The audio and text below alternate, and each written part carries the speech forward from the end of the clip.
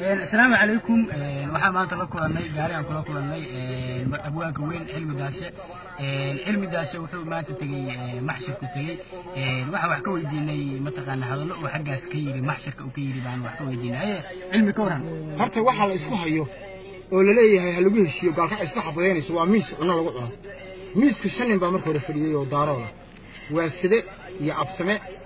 iyo harti iyo awrtable iyo laalkisa waa shanta sahalka la isku leeyahay adeega sahal sax shantii nin baa meesha isugu timid moos iyo baasti ku cunayeen meesha sax laba nin baa dhinaca koonfur ka timid oo haaf digir magacad ku cunaya iyo baaquli markaas waxay leeyihiin nabadaan naas la nuuga leh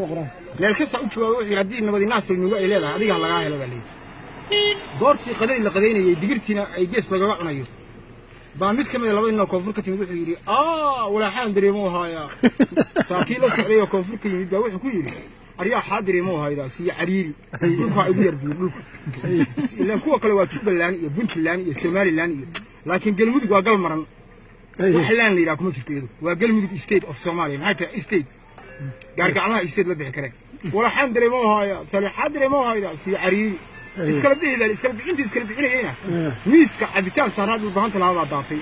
garba ka fikirana baxday xabadii maalintaas bilaabatay 4 isbuuc ka hor taas oo dadadum tal isku ayaadeen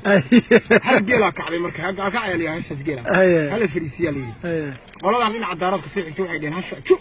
hal yiraahdo golaha deegaanka lagu yaro hawiya waxay dheen nin bi leeyahay lagu yaro wuxuu yiri tu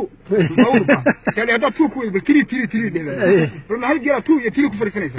wata gaalka ay fariisan dadkina ka qaxay afurka naasna cadda ka gashay waa anaga yaacay shaqo oo shinna waalidin ku keen wala qaad wassalaamu calaykum